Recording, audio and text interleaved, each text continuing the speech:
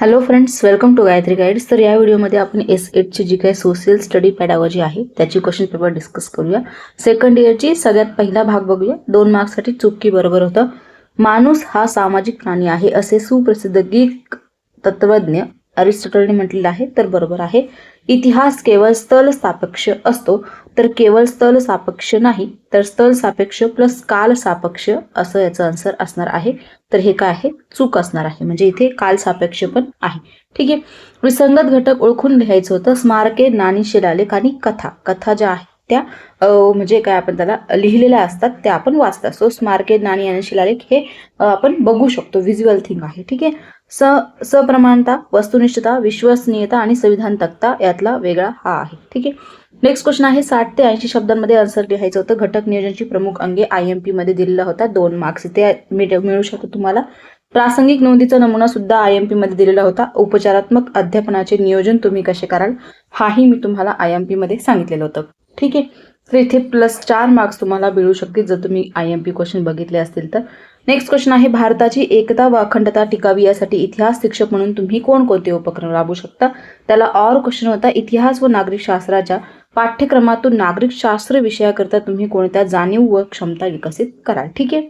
दुसरा क्वेश्चन होता इतिहास विषयासाठी कोणत्याही एका इयत्तेसाठी घटक नियोजन तयार करायचं होतं. IMP म्हणून दिलेला होता. आणि इथे इतिहास विषयासाठी कोणत्याही एका घटकाच्या अध्यापनासाठी विषय प्रतिपादन आणि पायरीचे जे काही कृती आहे त्या लिहायच्या होत्या. ठीक आहे. नेक्स्ट क्वेश्चन मध्ये एकच क्वेश्चन लिहायचा होता. कोणताही जो येईल तो संबोधाचे घटक स्पष्ट करून संबोधाचे अध्यापनातील महत्त्व जे आहे ते लिहायचे होते. त्याला और क्वेश्चन होता ज्ञान रचनावाद म्हणजे काय ते सांगून ज्ञान रचनावादी शिक्षकाची भूमिका लिहायची होती. IMP मध्ये दिलेला होता. 4+3+4 असे इथे मार्क्स तुमचे जवळपास 11 ते 12 मार्क्स इथे तुम्हाला विचारलं गेलं होतं. ठीक आहे. नंतर नेक्स्ट बघा पार्ट 2 मध्ये एका वाक्यात उत्तरे. पाठ्यक्रम म्हणजे काय, तर हा एक अभ्यासक्रमाचा भाग आहे ज्याच्यामध्ये जो विशिष्ट इयत्तेसाठी शिकवलेला असतो किंवा शिकवला जातो याला म्हणायचं आहे पाठ्यक्रम, सिलेबस ज्याला आपण म्हणू शकतो. ठीक आहे. भूगोल हा स्वतंत्र विषय कोणत्या इयत्तेपासून सुरू केला जातो, तो 6th क्लास पासून भूगोल सेपरेट विषय जो आहे तो शिकवला जातो. नेक्स्ट क्वेश्चन आहे रिकाम्या जागा भरायच्या. GIS चा सर्वप्रथम वापर कॅनडा येथे झालेला आहे. बरोबर. हे जे आहे 2024 ची जी क्वेश्चन पेपर झाली, 25 ची डिसेंबर, त्यामध्येही हा IMP क्वेश्चन विचारला गेलेला होता. ज्ञान आकलन आणि डॅश ही उद्दिष्टे बोधात्मक क्षेत्राशी संगडित आहे किंवा निगडित आहे, तर ज्ञान आकलन आणि उपयोजन असं याचं आन्सर असणार होतं. ठीक आहे. नंतर आहे तापमापकाची आकृती काढायची होती. पाण्याची बचत हे उद्दिष्ट विद्यार्थ्यांना रोजण्यासाठी कोणते 2 उपक्रम राबवाल.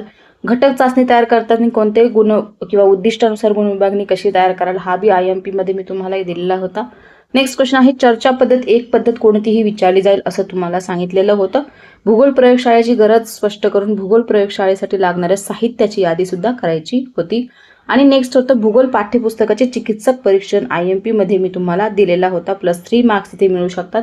निरीक्षण पद्धती कोणतीही पद्धती विचारली जाईल असं तुम्हाला ऑलरेडी सांगितलं आहे. म्हणजे तुम्ही जर सगळ्या पद्धती केल्या, चर्चा पद्धत असो, निरीक्षण असो, कोणतीही पद्धत तुम्हाला प्रत्येक पेपरमध्ये विचारली जाते. 3+3 इथे सुद्धा IMP आलेलं होतं.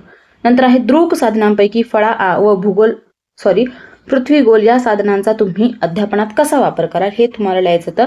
त्याला और क्वेश्चन होता भूगोल वर्ग अध्यापनात शिक्षक हस्तपुस्तिका व संदर्भ साहित्याचा शिक्षक या नात्याने तुम्ही कसा वापर कराल यातला जो आहे तो सुद्धा IMP होता. जवळपास 20 मार्क्स या ठिकाणी तुम्हाला IMP आलेलं होतं. अशा प्रकारे ही तुमची S8 ची क्वेश्चन पेपर होती आणि तुमची एक्झाम जी आहे ती संपलेली आहे. जवळपास सगळं संपलेलं आहे.